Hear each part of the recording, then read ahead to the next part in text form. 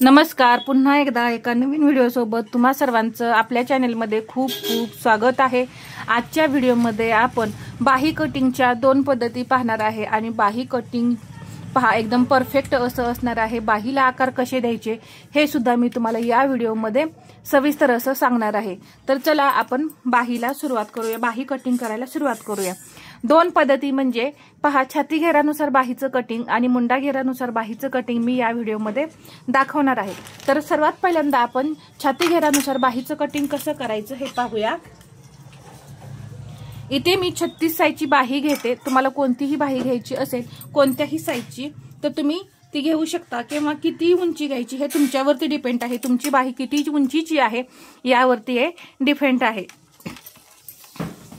तर सर्वात पहिल्यांदा आपल्याला छाती घेरानुसार बाहीचं कटिंग करायचंय। तर इथे मी लिहिते छाती घेरानुसार।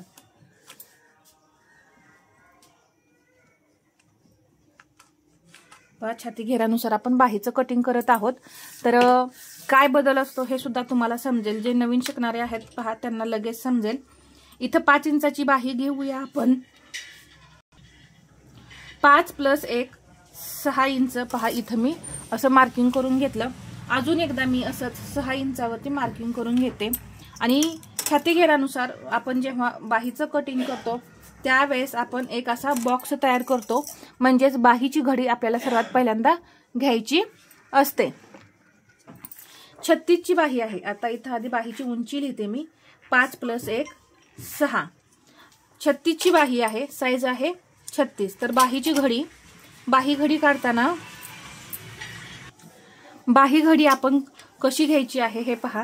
सर्व साईज मध्ये तुम्ही याच पद्धतीने बाहीची घडी घ्यायची। 36 साईज आहे तर छातीचा आपल्याला चौथा भाग, आता 36 छाती आहे त्याचा चौथा भाग किती होतो 9 इंच। याचा चौथा भाग करायचा ते किती होतो 9 इंच। तर 1.5 इंच जेव्हा मार्जिन असतं त्यावेळेस तुम्ही 9 इंच घडी घ्यायचे, आणि 2 इंच मार्जिन असतं त्यावेळेस अर्धा इंच, म्हणजे छातीचा चौथा भाग प्लस अर्धा इंच घ्यायचंय, 9.5 घ्यायचंय। आपण इथं 1.5 इंच मार्जिन नुसार बाहीचं कटिंग करूया। 9 इंच पहा, इथे मी असं इथे आपण आता हा बॉक्स तयार करून घेऊया। पहा, तर आपली बाहीची घडी किती आपण घेतलेली आहे 9 इंच। इथून टोटल हे घेतलेलं आहे 9 इंच। 5 इंचाची बाही आहे आणि 36 साईज आहे। तर आपण कॅप हाईट घेऊया 3.5 इंच। इथे मी 3.5 इंचावरती मार्किंग करून घेते आणि एक लाईन ओढून घेऊया।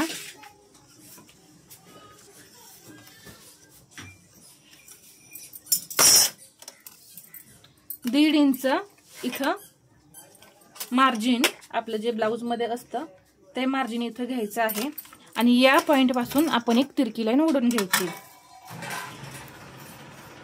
इथे पहा, या पद्धतीने पहा, ही जी लाईन आहे याचा आपल्याला 4 भाग करायचे। तर मी पहा इथं 8.5 इंच मुंडा घेर भरलाय आपला। तर इथं अशा पद्धतीने मी सेंटर केला। आता या एका भागाचे परत आपण 2 भाग करून घेऊ, आणि इथे सुद्धा हा जो एक भाग आहे त्याचा असे 2 भाग, म्हणजे 1 2 3 4 भाग झाले। हा लास्टचा जो आहे तो अर्धा इंच असा खाली घ्यायचा। हा सेंटरचा जो आहे तो अर्धा इंच वरती घ्यायचा, आणि हा सुद्धा अर्धा इंच असा वरती घ्यायचा। इथून 1 इंच घ्यायचं, फक्त 1 इंच, आणि इथून असे बाहीला आकार द्यायचे। पहा, या पद्धतीने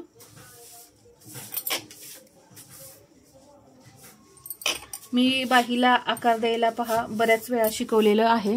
बाहीला जर तुम्हाला पानाचा आकार जमत नसेल तर बाही कटिंगची डिटेलमध्ये व्हिडिओ आहे, तिथे तुम्ही पाहू शकता। आणि हा बाहेरचा आकार देण्यासाठी हा जो आपण आकार दिलाय पुढचा याच्यावर एक पाव इंच जाऊन तुम्ही पहा या पद्धतीने हे आकार असे द्यायचे आहेत। तर हा झाला आपला आकार पानाचा, बाहीचा। दंडघेर 6 आणि याच्या पुढे हे 1.5 इंच मार्जिन, आणि हे आपण असं जोडून घेऊया। जोडल्यानंतर इथे अर्धा इंच डाऊन करून हा आकार असा जोडायचा। तर हे झालं आपलं छाती घेरानुसार बाहीचं कटिंग। तर यामध्ये आपण बाहीची उंची घेतलेली होती 5 आणि तर बाहीची घडी टोटल आलेली आहे 9 इंच। आता हीच बाही सेम हीच उंची, परंतु आपण मुंडा घेरानुसार बाहीचं कटिंग करूया। आता 36 साइज मध्ये जवळपास आपला मुंडा घेर जो आहे तो 15 इंच असतो। पहा तुमच्या ब्लाऊज मध्ये जो काही मुंडा घेर येईल तो तुम्ही घ्यायचा आहे। आता 15 इंच मी मुंडा घेर घेते, त्याचा निम्मा किती होतो 7.5 इंच। तर 7.5 इंच मुंडा घेर वापरून मी इथं बाहीचं कटिंग करून दाखवते।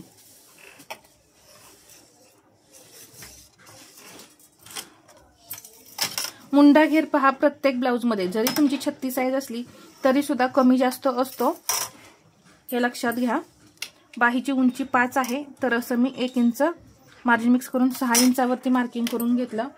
अजून एकदा असंच मी 6 इंचावरती मार्किंग करून घेते आणि एक लाईन अशी ओढून घेतली।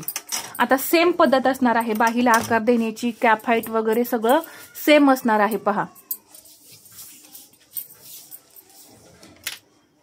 इथून मी 3.5 इंच घेतलं। फक्त मुंडा घेरानुसार आणि छाती घेरानुसार बदल काय असतो हे पाहायचं आहे। इथे पहा आता आपल्याला जसं आपण बाही घडी आधी काढून असा एक चौकोन तयार घेतलेला करून, तर तसं इथं नाही। आधी आपल्याला काय करायचं आहे, मुंडा घेर टाकायचा आहे, बाहीचं पूर्ण ड्राफ्टिंग करायचंय, मग आपली बाहीची घडी टोटल जी आहे ती किती येते हे पाहायचं आहे। तर मी इथं तुम्हाला सांगितलेलं आहे आपला मुंडा घेर किती आहे 7.5 इंच आहे। तर इथून मी पहा असा टेप ठेवून असं 7.5 इंचावरती मार्किंग करून घेणार आहे इथे या पद्धतीने आणि एक लाईन ओढून घेते आणि जसे सेम आकार दिलेले आहेत त्याच पद्धतीने आपण आकार देऊ। इथे सेंटर करायचा, परत याचे पहा असे सेम समान मी 4 भाग करून घेतले। इथे बाहीला आकार देण्यासाठी 1 इंच घ्यायचं। हा पहिला पॉइंट जो आहे तो अर्धा इंच वरती, हा दुसरा पॉइंट सुद्धा अर्धा इंचाने आपल्याला असा वरती घ्यायचा आहे आणि हा तिसरा पॉइंट असा अर्धा इंच खाली घ्यायचा आहे। बाहीला पानाचा आकार देण्यासाठी आतला आकार म्हणजे पुढचा आकार देण्यासाठी पहा ह्या 1 इंचावरून असं सेंटरला यायचं आणि हा आकार जो आहे तो असा द्यायचा आहे। पहा इथे या पद्धतीने मी हा पुढचा आकार दिला। पाठीमागचा आकार देण्यासाठी इथं पाव इंच, हे आपलं अर्धा इंच आहेच, हे पाव इंच वरती जायचं आणि हे जे आकार आहेत ते फक्त असे पहा जोडत आपल्याला या लाईनवरती आणून जोडायचे आहेत। तर पहा डायरेक्ट इथे आकार कधीही जोडायचे नाहीत। बाही कटिंगची माझे जर व्हिडिओ पाहत असाल तर त्यामध्ये तुम्हाला समजेलच, मी डायरेक्ट इथे असं जोडत नाही। ही जी लाईन आहे आपली यावरती आणून जोडते, म्हणजे काय होतं बाहीमध्ये तुमच्या घोळ येत नाहीत, प्लस तुमच्या बाहीचे जोड जे आहेत ते वर खाली सुद्धा होत नाहीत। बाहीचा दंड घेर पहा 6 इंच आहे आणि इथं 1.5 इंच मार्जिन। आता इथे सुद्धा आपण मार्जिन घेतलेलं नाही, फक्त 1.5 इंच मार्जिन मी इथं घेतलं आणि हे असे जोडून घेतलं आणि इथे या पद्धतीने। तर हे झालं आपलं मुंडा घेरानुसार।